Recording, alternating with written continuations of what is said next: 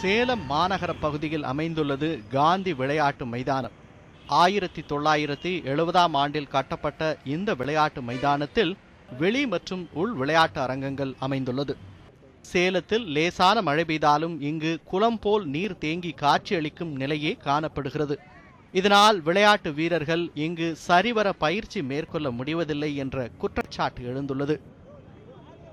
உடற்பயிற்சி மையம் பார்த்தீங்கன்னா அது கட்டும்போதே ரொம்ப தாழ்வாக கட்டிட்டாங்க. இப்போ என்ன ஆச்சு, அது ரொம்ப டவுன் ஆயிடுச்சு. அதனால மழை தண்ணி வந்தால் மழை தண்ணி உள்ள போய் தேங்கிக்குது. சரியான இது பண்ணுறது கிடையாது. நிறைய பேர் எக்ஸசைஸ் பண்ணிட்டாங்க, எழுந்து பண்ணிட்டாங்க. இப்போ எதுவுமே சுத்தமாக இல்லாமல் மூடி கிடக்குது 2 வருஷமா. விளையாட்டு மைதானத்தில் நீச்சல் குளம், டென்னிஸ் கோர்ட், ஸ்குவாஷ் மற்றும் இந்திய விளையாட்டு ஆணையத்தின் விளையாட்டு விடுதியும் அமைந்துள்ளது. ஆயிரக்கணக்கான விளையாட்டு வீரர்கள் இந்த மைதானத்தில் தினந்தோறும் பயிற்சி பெறுகின்றனர்.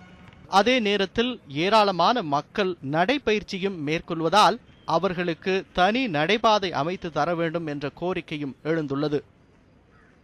இப்போ இதெல்லாம் எல்லாருமே இதிலே போகிறனால அவங்க ஸ்போர்ட்ஸ் பீப்புள்ஸ் இதிலே கற்றுக்குறாங்க. வாக்கிங் போகிறவங்களும் இதிலே போகிறோம். இதில் பார்த்தீங்கன்னா சம்டைம்ஸ் சைக்கிள் மாடு ஆடு எல்லாம் உள்ளே வந்துட்டு இருக்கு. இதெல்லாம் கொஞ்சம் தடுத்து நிறுத்தி இன்னும் கொஞ்சம் இது பக்காவாக டெவலப் பண்ணால் இந்த நகரத்துக்கும் ஒரு பெருமை, எங்களை மாதிரி வாக்கர்ஸுங்களுக்கு ஒரு பெருமையாக இருக்கும். போதிய பயிற்சியாளர்கள் இல்லாததால் கிராமப்புற மாணவர்களை கண்டறிந்து உரிய பயிற்சி அளிக்க போதிய பயிற்சியாளர்கள் நியமிக்கப்பட வேண்டும் என்றும், கூடைப்பந்து, கால்பந்து, ஹாக்கி மற்றும் நீச்சல் ஆகியவற்றிற்கு பயிற்சியாளர்கள் இல்லாததால் அவர்களும் உடனடியாக நியமிக்கப்பட வேண்டும் என்ற கோரிக்கையும் எழுந்துள்ளது.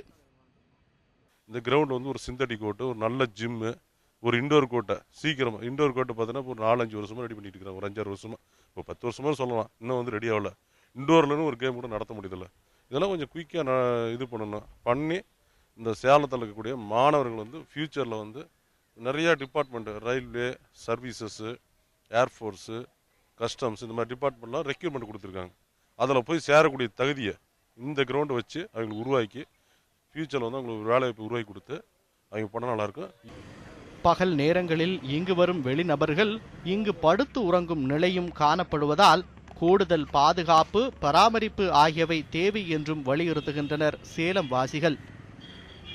சண்டேஸ் ஆனால் அது மாதிரி தண்ணி அடிச்சுட்டு கஞ்சாலாம் அடிச்சுட்டு இங்கே வந்து படுத்துக்கிறாங்க. பக்கத்தில் கவர்மெண்ட் ஹாஸ்பிட்டல் வேறு இருக்குது. அங்கே இருக்க பேஷண்ட்ஸ்லாம் இங்கே வந்துடுறாங்க. அடிக்கடி மழை வந்தால் தண்ணிலாம் நிற்குது. அங்கே இந்த டென்ட்லாம் போட்டிருக்காங்க. ஆனால் மழை வந்தால் தண்ணி ஃபுல்லாகவே வெள்ளம் மாதிரி வந்துடுது.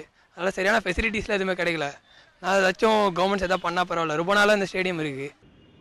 இறுதியாக இதுபோன்ற விளையாட்டு மைதானங்களை விளையாட்டிற்காக மட்டுமே பயன்படுத்த வேண்டும் என்பதே அனைவரின் எதிர்பார்ப்பாகவும் உள்ளது. ஒலிப்பதிவாளர் பார்த்த சாரதியுடன் ரியாஸ், நியூஸ் 7 தமிழ், சேலம்.